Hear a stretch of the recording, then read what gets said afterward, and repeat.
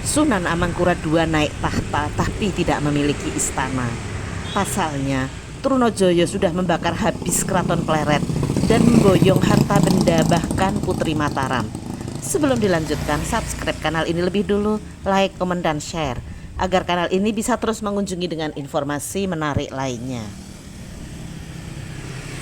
Keraton sudah hancur, harus ditinggalkan karena wahyu sudah tidak ada lagi.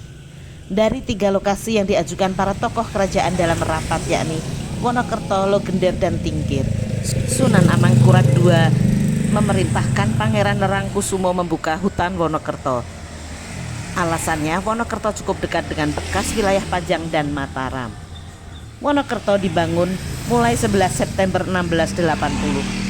Di sekeliling keraton dibangun benteng yang kokoh. Babat Tanah Jawi menyebutkan kompleks kerajaan ini terdiri dari bangunan yang kokoh. Tahun 1682, bangunan keraton telah jadi seutuhnya dan mulai ditempati Sunan Amangkurat II. Awalnya Sunan Amangkurat memberi nama Wonokerto, namun kemudian diubah menjadi Kartosuro Hadiningrat. Perjalanan keraton ini penuh dengan intrik dan konflik internal. Bahkan setelah Amangkurat II wafat dan tahta dilanjutkan putranya Adipati Anom yang bergelar Amangkurat III, konflik internal kembali terjadi. Sang paman Adipati Puger dinupatkan menjadi Raja Mataram dengan gelar Pakubuwono I. Perang saudara itu dimenangkan Pakubuwono I yang kemudian menduduki tahta keraton Kartasuro hingga wafat. Konflik kembali terjadi saat dipimpin Pakubuwono II.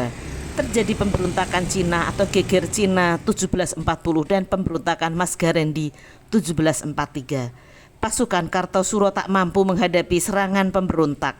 Pertahanan keraton kemudian dibobol dan Pakubuwono II terpaksa melarikan diri ke Wonogiri. Dari laman UNSX disebutkan, Pakubuwono berhasil kembali merebut Kartosuro pada 1744 setelah mengadakan kerjasama dengan Adipati Madura Cakraningrat.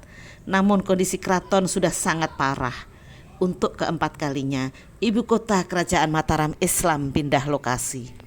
Ditinggal penghuni dan tidak terawat, peninggalan keraton Kartasuro sungguh memprihatinkan. Tembok batu bata di luar keraton telah hancur dengan tanah dan menyisakan beberapa bagian saja. Kawasan bekas keraton itu sebagian menjadi perkampungan padat. Puncaknya, April 2022 lalu, ada bagian beteng Baluwarti yang dibongkar karena hendak dijadikan tempat kos dan usaha lain. Kondisi di dalam beteng Cepuri pun sudah berbeda.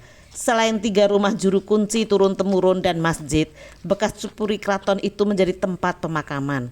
Menurut Lina, istri juru kunci bekas keraton Kartasuro, Surya Lismana, termasuk makam Kanjeng Raden Ayu Adipati Sedah Mirah, selir kesayangan Pakubuwono ke-10.